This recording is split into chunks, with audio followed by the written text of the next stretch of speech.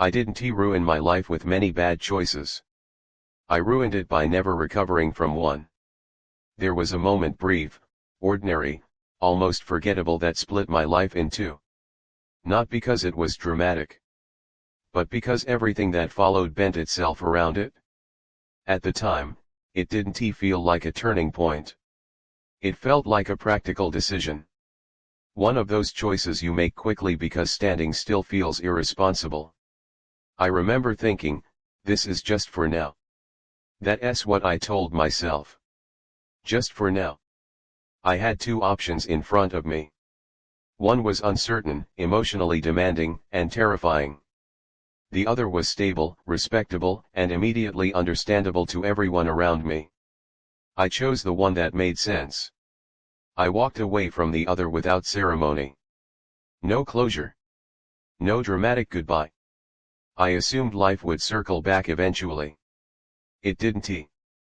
What followed wasn't misery. That would have been easier to recognize. What followed was structure. Days fell into rhythm. Responsibilities multiplied. People adjusted to the version of me that choice created. And slowly, that version hardened. At first, I still felt the pull of the road I didn't take. In quiet moments.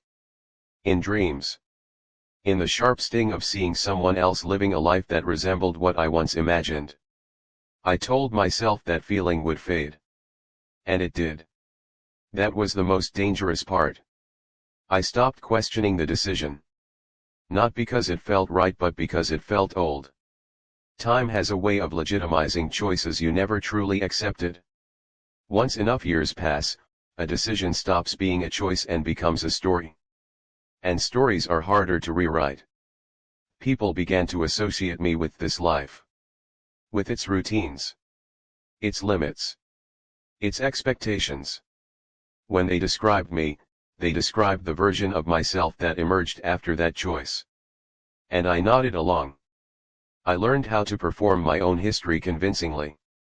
Whenever doubt surfaced, I silenced it with responsibility. With logic. With the quiet pride of being someone who doesn't dwell on what if.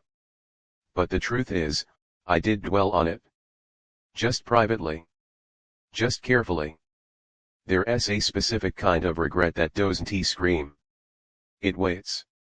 It shows up when you're doing something ordinary, brushing your teeth, standing in line, staring out a window, and suddenly you feel the weight of a life that narrowed without you noticing. That's how it felt. Like my world had gradually shrunk to fit a single decision I never revisited. I wasn't unhappy. I was boxed in. And the box was well furnished, socially approved, and emotionally suffocating. I told myself that revisiting the decision would be irresponsible. That reopening old doors would destabilize everything I had built. So I didn't. I let one choice stand unchallenged for years. It dictated what I believed I was capable of. What risks I allowed myself to imagine. What kind of future felt realistic. That single moment became the reference point for every other decision. Would this undo what I chose back then? Would this contradict the life that followed? If the answer was yes, I declined automatically. I had mistaken consistency for integrity. There were nights when I lay awake, replaying that moment, not to change it, but to understand it. To remember who I was just before it happened. I wondered whether that person would recognize me now. The scariest realization came quietly. I wasn't trapped by circumstances. I was loyal to an old decision that no longer deserved my loyalty. But by the time I saw that clearly, so much of my life was built around it that questioning it felt dangerous.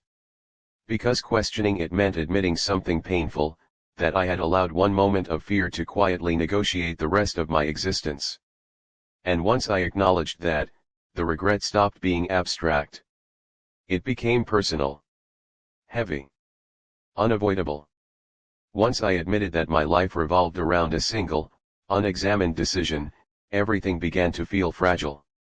Not broken, fragile. Like a structure that looks solid until you realize every beam depends on one assumption never being questioned. I started noticing how often I defended that old choice without anyone asking me to. How quickly I justified my life whenever someone mentioned alternatives. How uncomfortable I felt when conversations drifted toward paths I hadn't taken. That discomfort wasn't envy anymore. It was fear. Because envy suggests desire. Fear suggests threat. The idea of revisiting that decision felt dangerous, not emotionally, but structurally. If I admitted it was wrong or even incomplete, what would that say about everything I had built since I told myself that reopening the past would be selfish?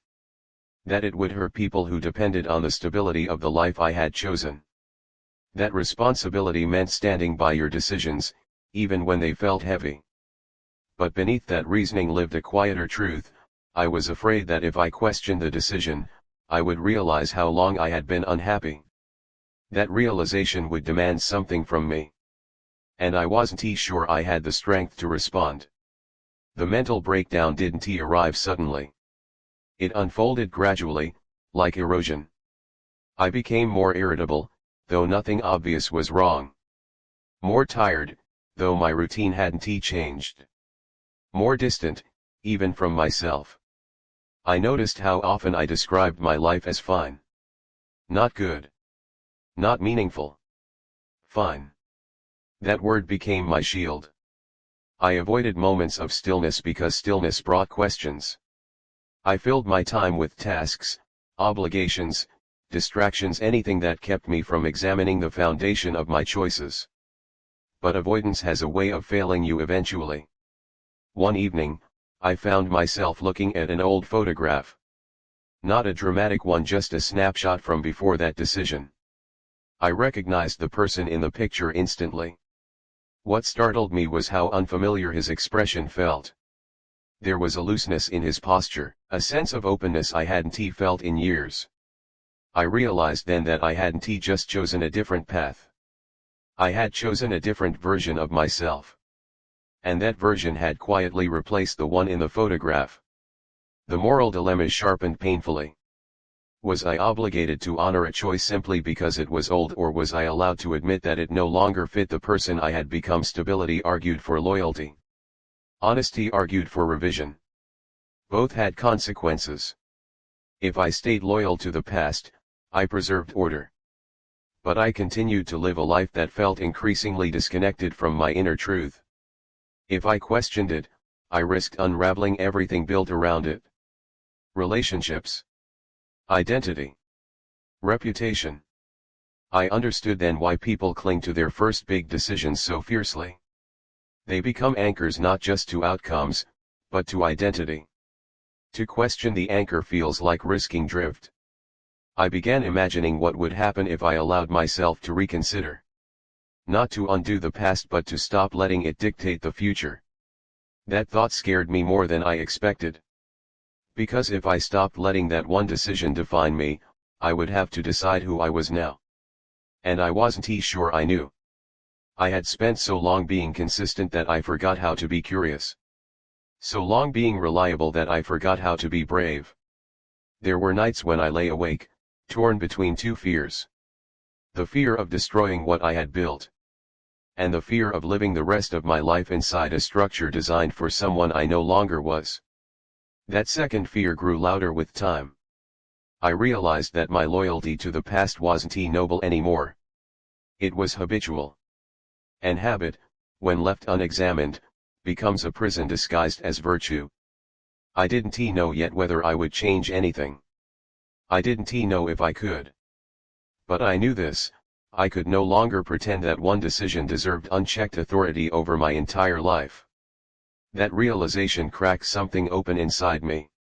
Not enough to free me, but enough to make staying the same unbearable. The moment I finally revisited that decision, I expected collapse. I expected guilt. Chaos. A chain reaction that would undo everything I had built. None of that happened. What happened instead was smaller and far more unsettling. I allowed myself to say, out loud, that the choice no longer fit me. Not that it had been wrong. Not that it had ruined my life. only that it no longer deserved to define every step that followed. That sentence felt dangerous in my mouth. Because once spoken, it demanded honesty. I didn't rush to change everything. I didn't abandon my life overnight. I simply stopped letting one moment from the past hold veto power over my present. That shift was subtle but profound. I noticed how many decisions I had avoided because they felt like betrayals of that old choice. How many desires I had dismissed as incompatible with the life I felt obligated to protect. Once I removed that obligation, space appeared. Not certainty. Space. Some of that space was uncomfortable. Empty. Unstructured. But for the first time in years, it belonged to me. There were consequences. People were confused by my hesitation to defend the old narrative. Some questioned my consistency. Some worried. I understood their concern. From the outside, I was changing the rules mid-game. But internally, I was finally acknowledging that the game itself had changed. I learned that honoring a decision doesn't mean freezing yourself at the age you made it. Growth is not betrayal. Clinging to an outdated choice is not integrity. It's fear wearing the mask of loyalty. The regret didn't vanish when I loosened my grip on the past. It transformed. Instead of asking why I had chosen that path, it asked what I would choose now with full awareness of who I had become. That question was heavier. But it was also fair. I began making choices that didn't fit neatly into my old story. Some were small. Some felt radical. All of them felt honest. I wasn't chasing a different life. I was reclaiming authorship of this one. There are still moments when the weight of that original decision returns. When I wonder how things might have unfolded if I had chosen differently. But those thoughts no longer paralyze me. Because I understand something now that I didn't then, a decision should inform your life, not imprison it. You are allowed to revise. To reinterpret. To outgrow what once made sense. If you're listening to this and you feel bound to a choice you made years ago, ask yourself one question: are you honoring your past, or hiding behind it? I let one decision define my entire life for too long. Not because it deserved that power, but because I was afraid to reclaim it. Now, I choose something quieter, but stronger. I choose to let my present self speak. And for the first time, my life feels like an ongoing story, not a single moment repeated forever.